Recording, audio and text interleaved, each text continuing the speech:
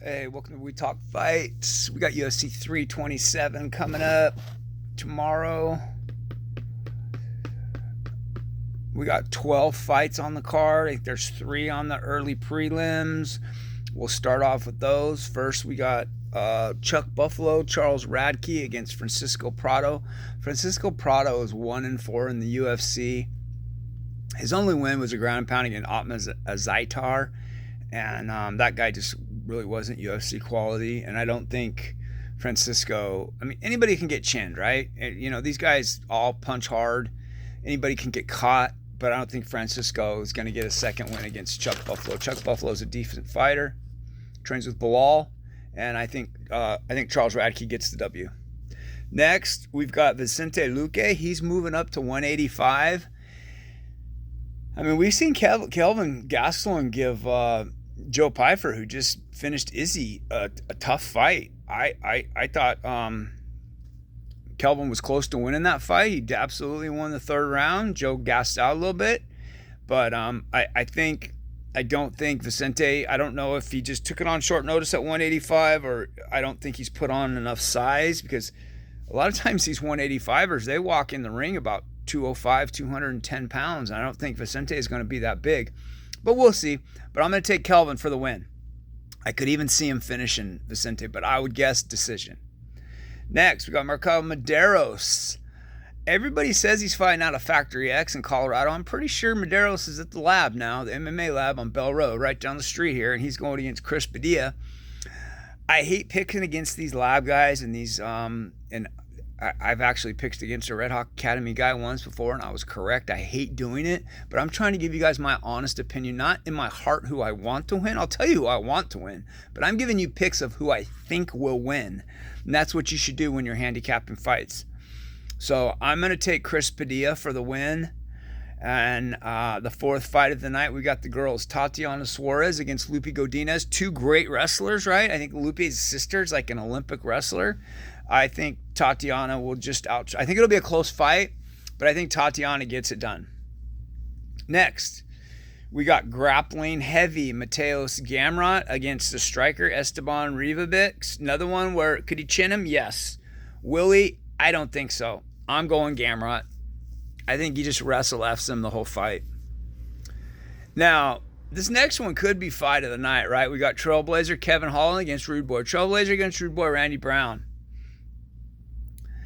We kind of see this with Kevin Holland, right? He's up and down, and I just think Randy Brown is more consistent, and I think y'all would be surprised if you saw a grappling affair between the two, of how good Randy Brown's grappling is. So I'm going to go Randy Brown, and if I put money on the outcome method of victory, I would go decision, unanimous decision, Randy Brown. Next, we got Patricio Pitbull against Aaron Pico. I did see Aaron Pico is a pretty heavy favorite, and I think rightfully so, and I think he will get it done. Okay, next we got the retirement fight of Cub Swanson against Nate the Train. Nate is just kind of in-your-face, pressure, brawler. I think Cub's boxing. I don't remember the guy's name, but he used to train with the world champion boxer. And I think his hands will just be too crisp for Nate the Train. I think Cub wins his retirement fight. I wish these guys wouldn't announce that it's going to be the retirement before. Just do the fight and then take the gloves off. But he's probably wanting to send off like Chiesa got. But I'm going Cub Swanson. All right. I think that was the first fight of the main card. Next, I love all these fights right here. Dom Reyes. We got Dom Reyes against Johnny Walker. Johnny Walker's had problems with southpaws in the past. Dom's a southpaw. I think this fight it ends in a finish. I don't think it goes to a decision. And it will not be a boring fight, that's for sure. And I'm going to take Dom for the win. I could see him chinning Johnny. Next, we got this Incredible Hulk, or whatever, just Josh Hokett against Curtis Blades. I think Blades is just going to be too much for him. We're going to see how good of a wrestler he is. We're going to see whose wrestling prevails here. But I think Curtis Blades gets it done. I think this is just too high of a step up I don't think the other guys that Josh Hogan has beat in the UFC are anywhere near the level of Curtis Blades. You know, everybody's a killer in the UFC, but there's levels to this. And number 60 is way, way different than number 6. So I'm going Curtis Blades. I think Josh takes his first L in the UFC, but we'll see. Next, we got Paulo Costa going up to 205. I was very surprised in the face-off to see Paulo was quite a bit bigger. He looked quite a bit bigger than Murakhanov.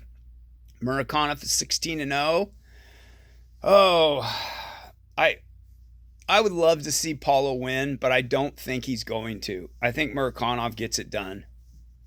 And then for the main event, we've got Yuri and we've got Blackjack Carlos Ulberg. This is such a great stylistic matchup because we got Yuri with that side to side and his hands down, in and out, and against the very technical sniper of Carlos Ulberg. I think Carlos Ulberg could even be winning every round until he's not and he gets caught. I think it's a coin flip. Honestly, it could go either way, but I'm going to take Yuri for the win. You guys have fun watching the fights. If you're going to bet responsibly. UFC 327. Let's go.